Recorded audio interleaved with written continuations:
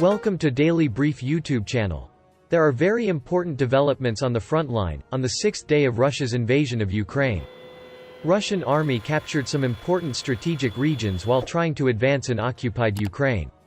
The North Atlantic Alliance is taking new military steps after the Russian invasion of Ukraine. The Ukrainian intelligence unit has issued an important announcement regarding Belarus, which has lined up 300 tanks on the Ukrainian border.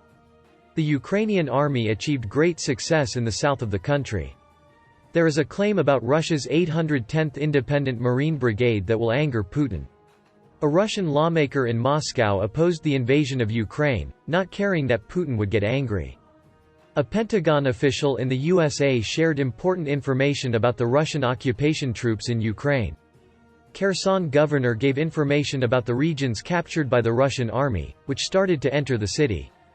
It was announced that the troops of the United States and the North Atlantic Alliance in Europe will begin an unprecedented mission against the Russian invasion of Ukraine. We will examine the details of this mission, which will make Russia nervous after reporting the important developments on the front line in Ukraine. Russian troops have seized the river port and railway station in Kherson, Mayor of Kherson Igor Kolyhav said. According to CNN, Russian military vehicles entered Kherson after heavy shelling and appear to have taken the southern city. This southern city of Ukraine, attacked by Russian troops advancing from the Crimea, is strategically very important. The Russian army's continued attempt to capture the city despite heavy casualties highlights Putin's eagerness to cut off Ukraine's connection to the Black Sea. The Ukrainian army announced that it destroyed a large Russian military convoy in Kherson with an airstrike with armed drones. Russian special forces were also sent to the city of Kharkiv in the east of the country. Russian paratroopers landed in Kharkiv and attacked one of the city's military medical centers, UNIAN news agency reports. Ukrainian forces are repelling the attack. Russian troops continue to attack the city of Sumy, located in the northwest of Kharkiv. The city of Trostianets in Sumy Oblast was occupied by Russian forces, journalists report. 3 columns of Russian troops entered the city on March 1, demolishing the gate to the Round Court, a historical landmark, and destroying an art gallery. The Ukrainian Air Force continues to inflict heavy blows on the Russian army, as Russia still cannot achieve air superiority. Ukraine's Air Force, along with units of the Army and Territorial Defense, destroyed a large Russian military convoy near the city of Bashtanka in Ukraine's southern Mykolaiv region. Military bloggers reported that the convoy contained up to 800 vehicles. There are allegations that there are soldiers in the Russian army who oppose the occupation of Ukraine. Russian troops in Crimea refuse to take part in Ukraine invasion. The Center for Defense Strategies, citing their sources in the Marine personnel in Crimea, says members of Russia's 810th Detached Marine Brigade are in a demoralized state. This type of disintegration in the Russian army may cause Putin to become more authoritarian. Citing an unnamed senior official at the Pentagon, Ukrinform reported that about 80% of the troops Russia has amassed along Ukraine's borders have crossed into Ukraine since the invasion began on Thursday. Earlier, a senior U.S. Department of Defense official told reporters during a briefing that morale has dropped in some Russian troops. The official said acts of vandalism likely included piercing vehicle gas tanks so that soldiers could avoid going into battle. The Russian army continued its missile and air attacks on Ukrainian cities today. It is alleged that the Russian army used high-impact munitions, including thermobaric missiles, in today's bombardments.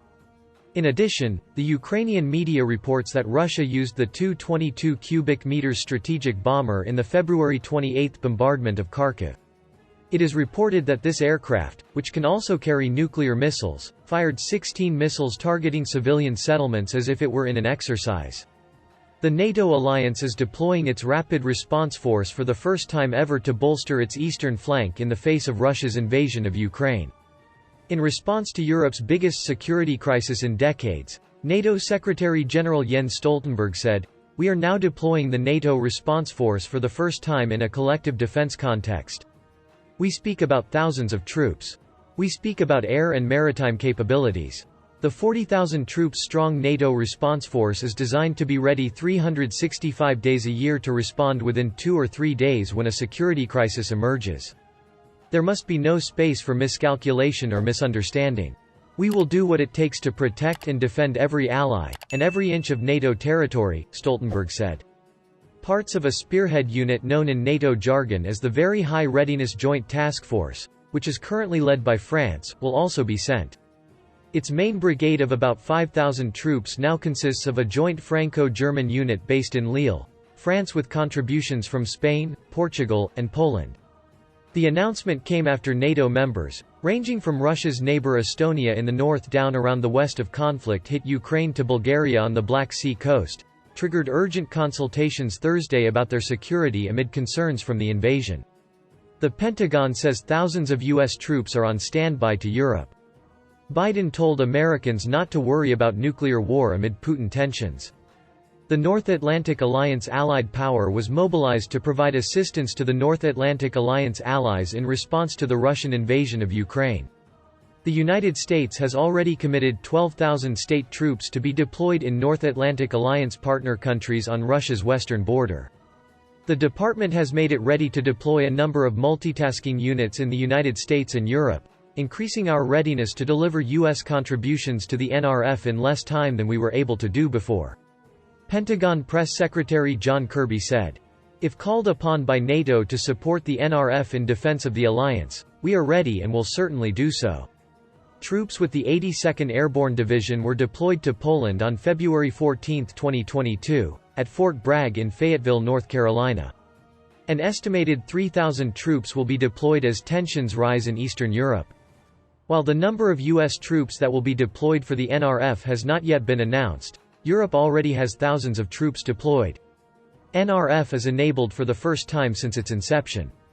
There are approximately 80,000 permanently stationed forces in Europe, with troops deployed in 12,000 states, and 2,000 based in Germany, Italy, and Greece. In response to Russia's unwarranted and unjustified invasion of Ukraine in February 2022, NATO has for the first time mobilized NRF elements in a deterrent and defensive role, NATO said in a statement. The Allies have placed thousands of additional soldiers in high readiness reserved for the NRF, along with armored vehicles, artillery, ships and aircraft. Although President Joe Biden has said that U.S. troops will not enter Ukraine to directly participate in the fight against Russia, the U.S. Department said that eventually U.S. forces may be called upon to participate in NRF missions. "We will do whatever it takes to defend our country, and as the President has said, we will do whatever it takes to defend every inch of NATO territory, and we take those obligations seriously," Kirby said. The U.S. is also looking for other ways to provide both lethal and non-lethal aid to Ukraine. On Friday, Biden authorized an additional $350 million in military aid from the Department of Defense.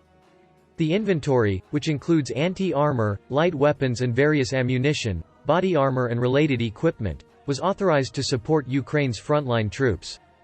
Kirby said Biden's additional support brought total security aid to Ukraine to $1 billion last year.